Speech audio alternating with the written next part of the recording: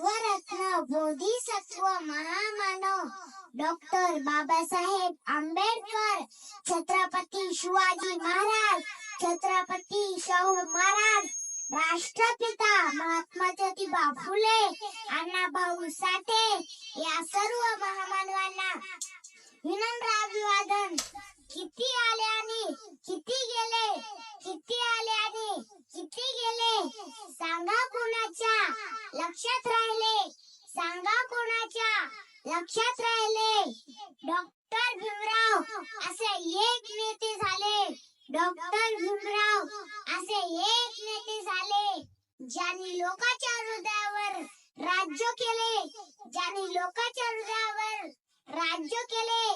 आजच्या कार्यक्रमाचे अध्यक्ष, व्यासपीठ, विराजमान प्रमुख पाहुणे, उपस्थित असणाऱ्या मी आरुषी ज्ञानेश्वर खाडे, सर्वांना माझा जय भीम.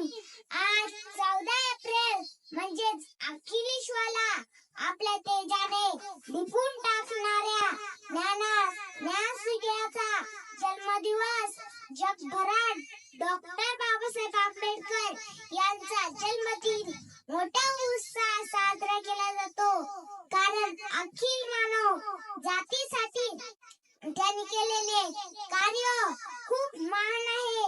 पूर्वी जाती व्यवस्थेत दलित वर्गावर खूप अन्याय होत असे.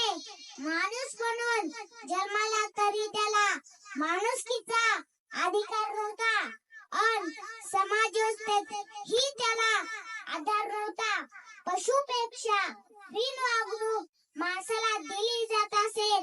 जे पाणी पशु पक्षी मुक्तपणे पीत असे, त्याच पाण्याला हात लावण्याचा माणसाला अधिकार नव्हता.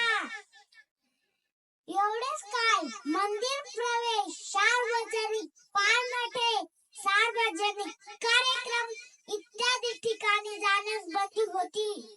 पण डॉक्टर भीमराव आंबेडकरांनी ते रूढीच्या सर्व परंपरा मोडीत काढून ह्या सर्वांना न्याय मिळवून दिला.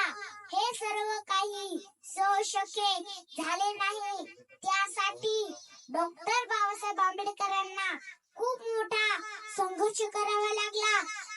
मंदिर प्रवेश, महाड चौदार तळ्याचा सत्याग्रह, मनुस्मृतीचे दहन तसेच विविध आंदोलने त्यांनी वंचित घटकांना न्याय मिळवून देण्यासाठी केले. त्यावेळेची समाज व्यवस्था व धर्माच्या ठेकेदारांच्या रोषाला त्यांना सामोरे जावे लागले. पण भीतील ते भीमराव कसले, भीमराव सर्वांना पुरून उरले. त्यांनी आपल्या समाज बांधवांना व इतरही वंचित घटकांना न्याय मिळवून देण्यासाठी आयुष्यभर कष्ट केले. आपला भारत देश स्वतंत्र झाल्यावर या सांस्कृतिक व भौगोलिक विविधता असलेल्या देशासाठी संविधान लिहिले.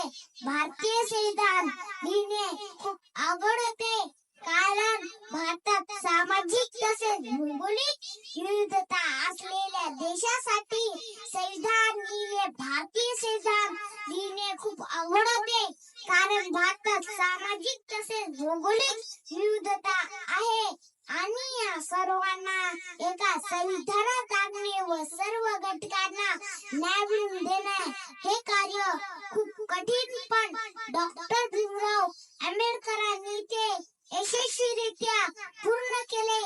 म्हणून त्यांना भारतीय राज्यघटनेचे शिल्पकार म्हटले जाते.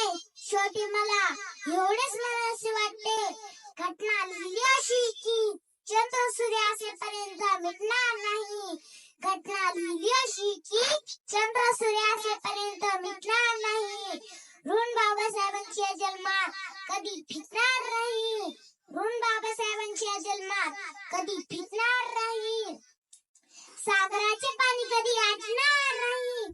सागराचे पाणी कधी आटणार नाही. माझ्या भीमाची आठवण कधी मिटणार नाही. अरे एकच जन्म काय, हजार जन्म घेतले तरी बाबासाहेबांची उपकार कधी फिटणार नाही. मुलांची कहाणी वसंताने लिहिली, मुलांची कहाणी वसंताने लिहिली.